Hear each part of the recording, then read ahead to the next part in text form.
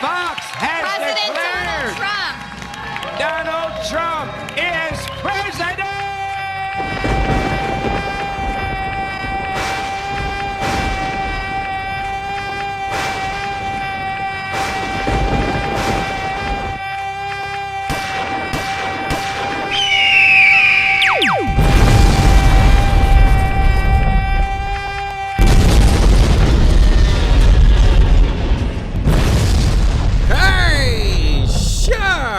Shodomites, the one and only Lord's chosen podcaster here. That is me, Creationist Cat Motherfucker, and welcome to the Lord's chosen podcast, episode 1.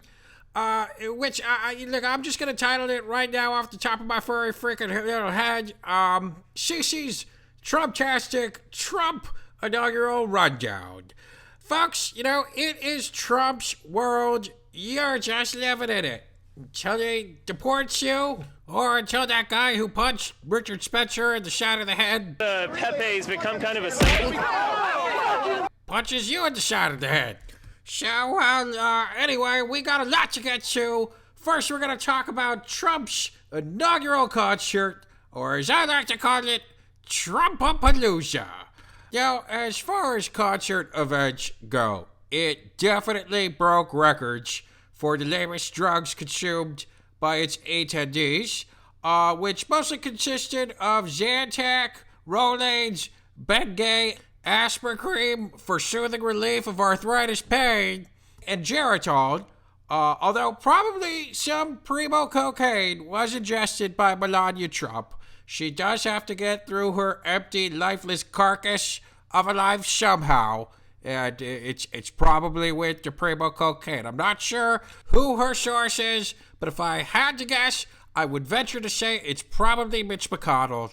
That dude, maybe it's just the turtle look into his fucked up face, but the dude just looks like he knows where to score some good shit. That's all I'm saying.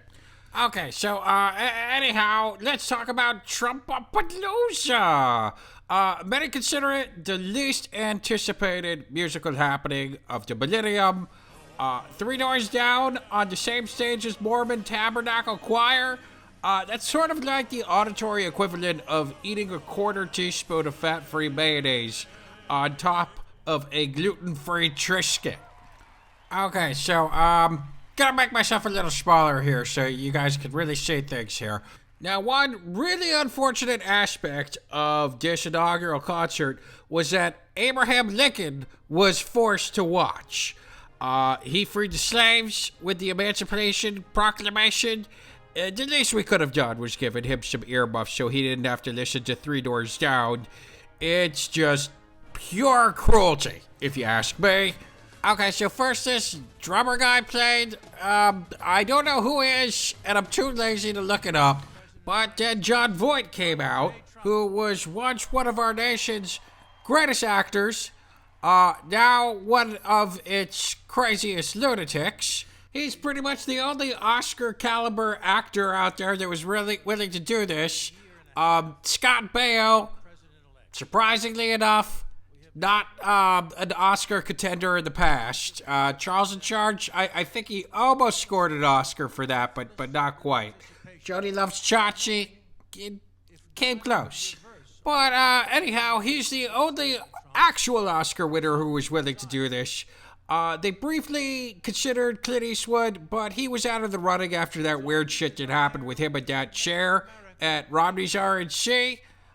Remember that?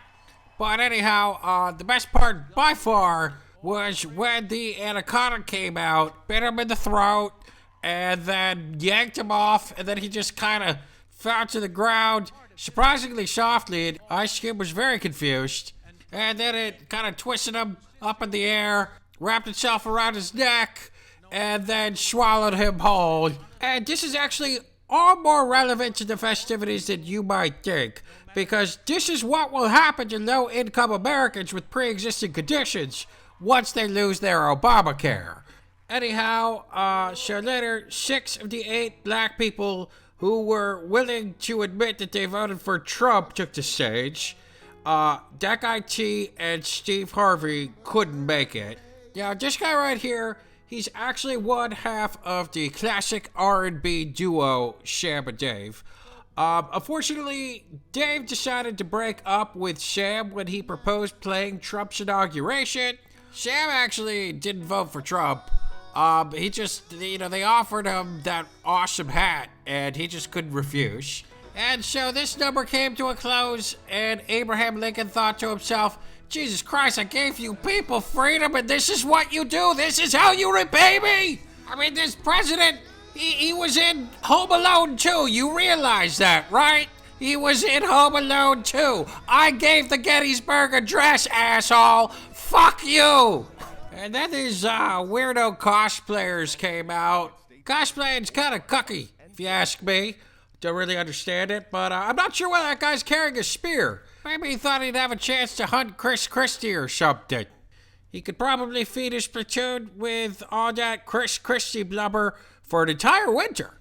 But then, holy frickin' shit, the freaking Donald himself came out with Melania, and yeah, she looks totally high on the blockade there. Now, he didn't actually play a musical number, but earlier in the day, at the presidential inaugural breakfast, Mike Pence and Donald did do a pretty sweet collab on Jimmy Crack Corn done entirely in hand farts. Pence's hand fart solo, really, it brought a tear to my eye. He used his finger bend technique to really get those high notes, and it was magnificent.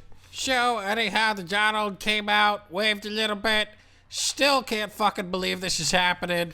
If he looks at all nervous, it's because the duration of this walk is actually the longest time he's gone without tweeting in 5 years. So then these guys called the Fortmen of Country started playing.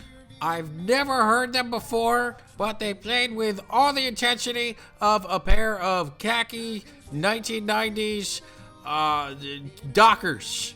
Yeah, or like mom jeans. This is like the mom jeans of country music right here. But then something really amazing happened. A woman who I would totally consider fornicating with finally appeared in the audience. And there she is. She really doesn't seem very enthused to be there. But hey, these women have been severely unattractive. I'll take it. So then they sang, I'm proud to be an American. And I don't know if that's the guy who originally sang it, but he's looking pretty scary these days. Not quite as scary, however, as Donald Trump looks when he's trying to act like he likes this song.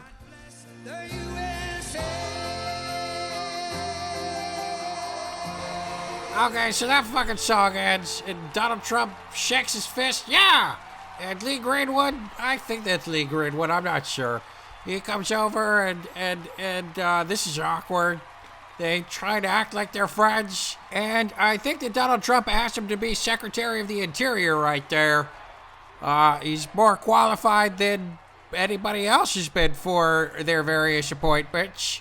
And he's saying right there, hey guys, you know I was in Home Alone 2?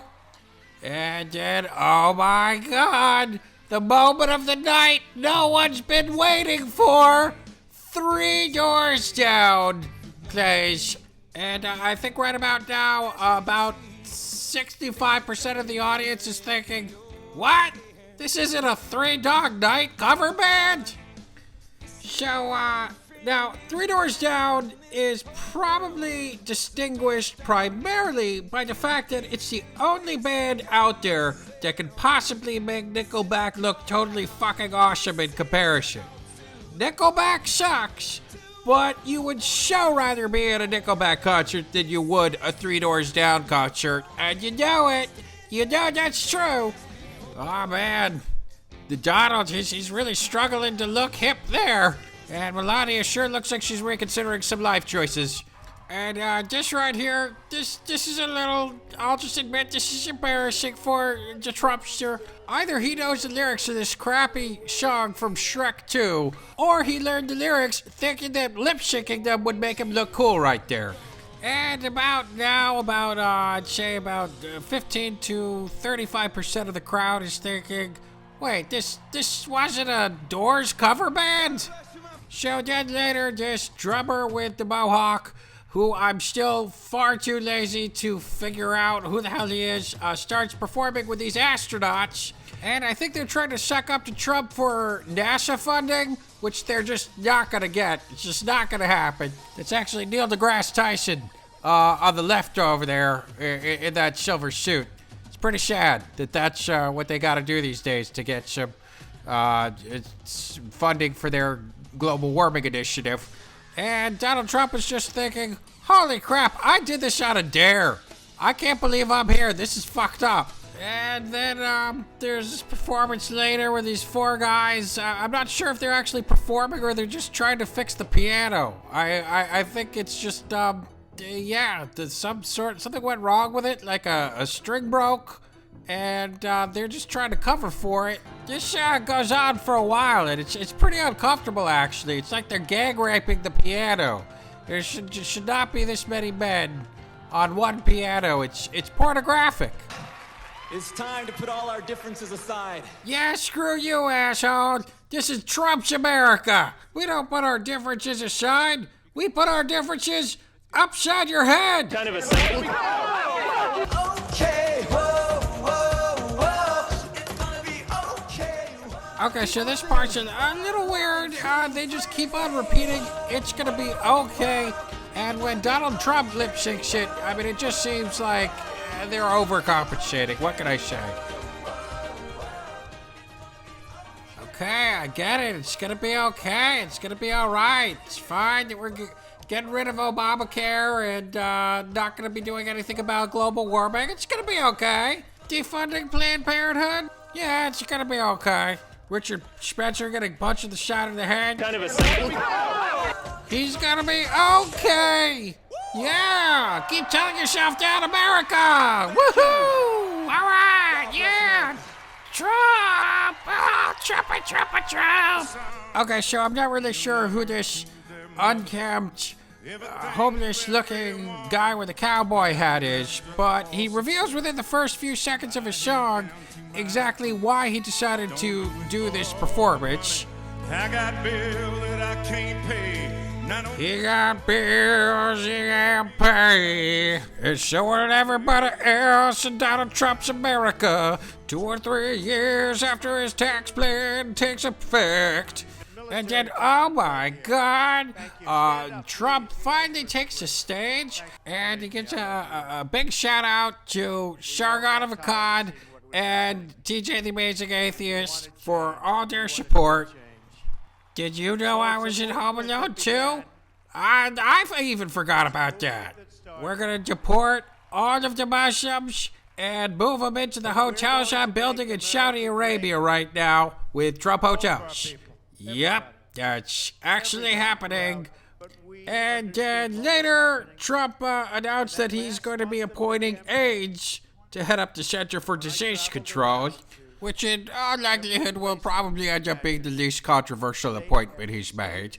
And then he just said, we're gonna make America great again, and how tremendous it was gonna be. And then he gave his greatest amount of thanks to all the protesters out there for not quite grasping the most relevant reasons to protest against him, for formulating most of their shitty arguments around shallow identity politics, and for doing things like smashing in Starbucks windows, because so long as they're doing stupid crap like that, he can just paint them as crazy radicals bent on committing senseless acts of vandalism and violence. And then a few minutes later, the audience was scared shitless because they thought that he had possibly tripped over and hit the nuke button by mistake. Everybody was pretty relieved when they found out that's all it was. And Abraham Lincoln was like, man, this is the only part that I'd actually enjoy. I had to suffer through Toby Keith, Lee Greenwood, and Three Doors Down, and knowing that the office of the President-in-Chief will now be taken by a reality show star, the least you could have done was turn me around so I could see the only thing that I would have enjoyed. Just saying. And the Mormon Tabernacle Choir sang us out when it comes to tabernacle choirs, these guys are basically like the Radiohead of tabernacle choirs. And by the way, that's no longer a fireworks display that you were seeing there. It's actually from all of the trash fires that the protesters are setting in the streets behind them. So there you go, folks. That was simultaneously Trumpapalooza 2017 and the first episode of the Lord's Chosen podcast. If you guys like this, let me know. I'll try and make more. Some of them will be of actual standard podcast length. As always, I'd like to thank the amazing Legion of Extraordinary Shodomites. Patreon is definitely what keeps this ministry going. And links to that are down below in the Christ box. Don't forget to rate, comment, and subscribe. You don't have to, but if you don't, you'll totally burn in hell. Later, Shodomites!